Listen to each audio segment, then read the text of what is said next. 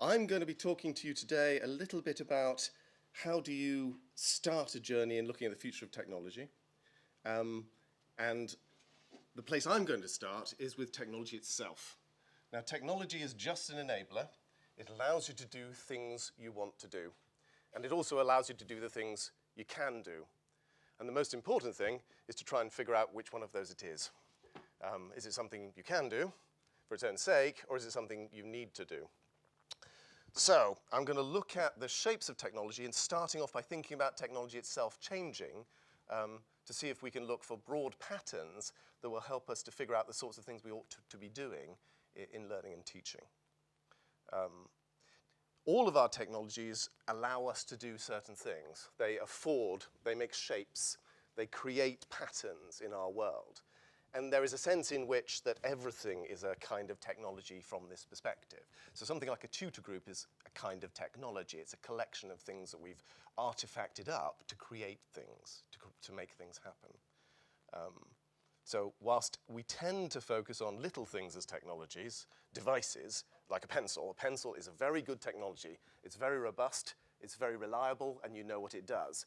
You can throw it at things, you can make bridges out of it, but generally, the thing it's good at is helping you to write.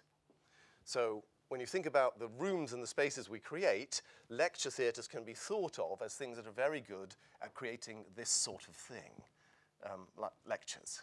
Right? So when you think a bit about all of the collections of technologies you bring together, they make things happen. So if we can agree that things like the car have radically changed our world, I think we can also probably agree that things like the mobile phone have changed the way we look at our world, and certainly the computer has. So there's lots of things that in the world that we live in, we want to change. Question is, what it is we should be changing, what it is we should be doing. So, the world's a big place, and I'm only going to be talking about a very small part of it.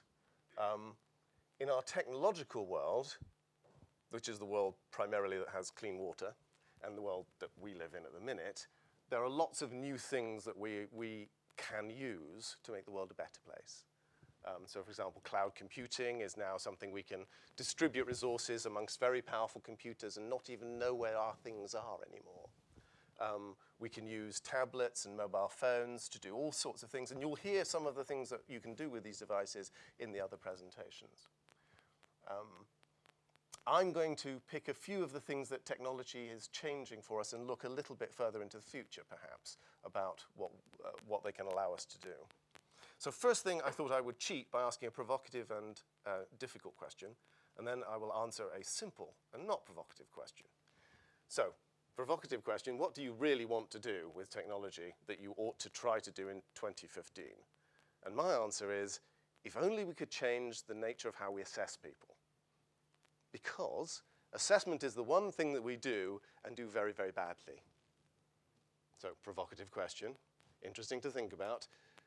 We tend to assess things as if we're grading eggs. And we do that in higher education, and we sit people in front of a piece of paper, we give them an equivalent of a pencil, and we hide the exam from them and then spring it on them, and then expect them to perform at a level of competence, and then we grade them like they were eggs.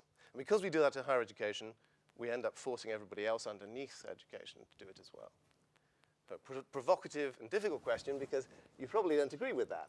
I don't know if you do, so we're going to have a little panel session afterwards, and we'll have a chance to find out. But I don't think I can do anything about that.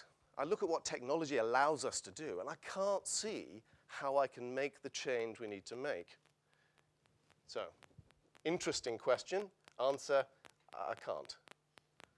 So now, in order to fill the rest of my 9 minutes, I'm going to ask, actually, there are lots of people that can tell us what the future could look like with technology for things that we can do. There are lots of things we can do that will make the learner's life a better place, right? So there are lots of educational futurists who will look into the future for us and say, these are the sorts of things we ought to be trying to change. We ought to try to change the social nature of interaction. We ought to try to change the way the spaces work for us. We ought to try to change the way people look at things. We ought to try to open up things. So I'm going to do a little bit of that, and I'm not going to take an educational perspective to start with. How about we pretend we're all investors? You've got some money. What horse are you going to put it on? And that's what investors do. And for the investor perspective, I look at a analyst like Gartner. Gartner will say, put your money on a technology just before it's going to go up, and then take it off before it goes down, and put it on again just as it starts to deliver.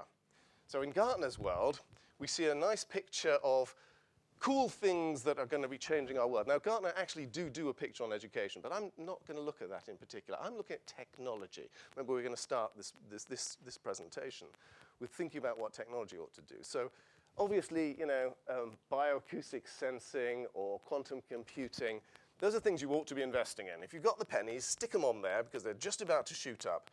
Don't necessarily invest in cryptocurrencies right now, because they're kind of on the way down, and you should pick them up a bit later before they start to deliver. So you've got early ideas flowing through to things that you develop in work, and then through to things that actually deliver for you.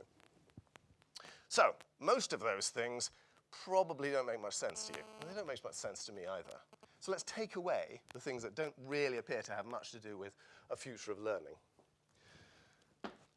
First off, let's take away the far-flung things like neurobusiness and bioacoustic sensing. It's kind of hard to see how it's going to fit into our world of learners. Then we'll take off the medium-term things like biochips and smart robots. Really cool, going to be interesting, not going to necessarily see them in your classroom context. Then let's take out the short-term things like speech recognition. Definitely, we're good on speech recognition. It's going to be delivering. You're going to love it, but you're probably not going to love it in your learning context.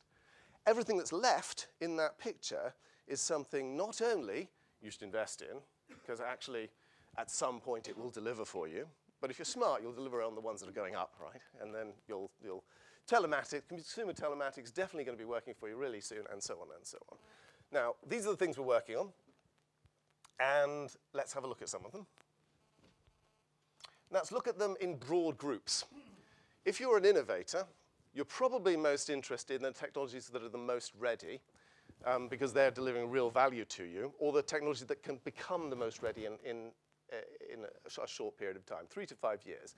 So this is NASA's technology readiness level, which is how we generally assess the technologies that we look at. The ones that are 1 to 3 are, well, they're going to take quite a bit of time before they're mature. And the ones that are 7 to 8, actually they kind of should be in your system just now. They should be in your business, your university, your school should be delivering against these sorts of things. You should definitely have activity streams flowing through to your learners' devices and telling you what it is they're doing. Okie dokie. I'm going to just pick out a couple of those to show you some simple examples of how they might work.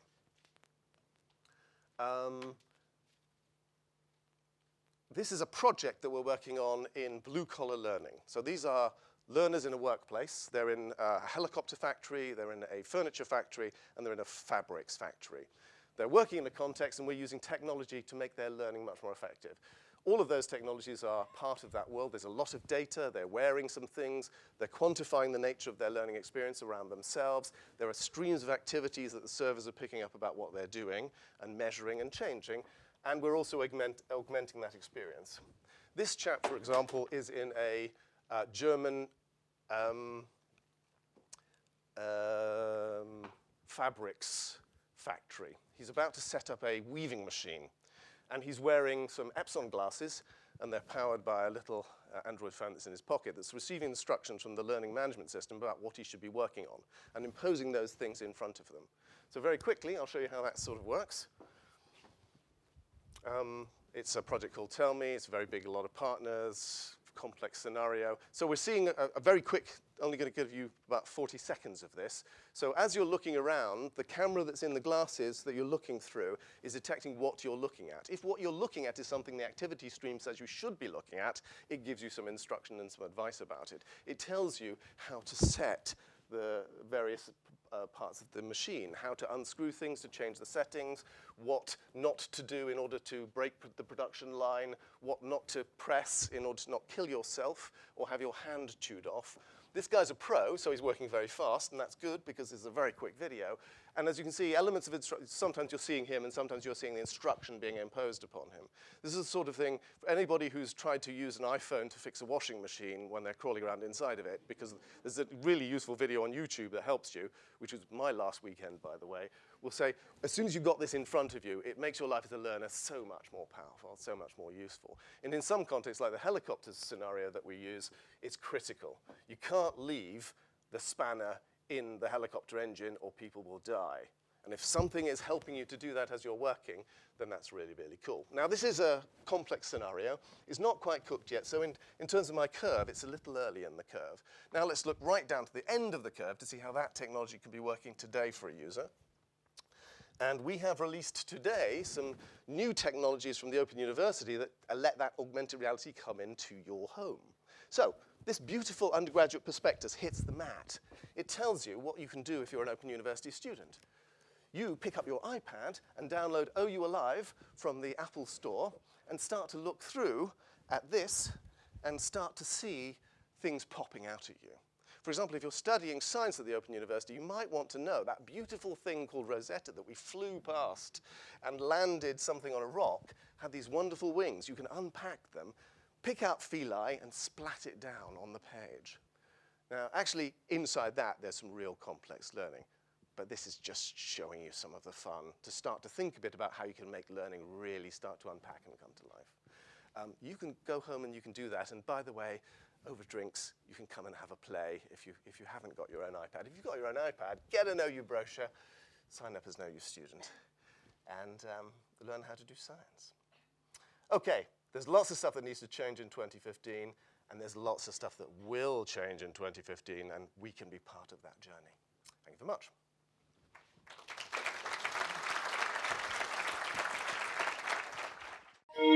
Thank you.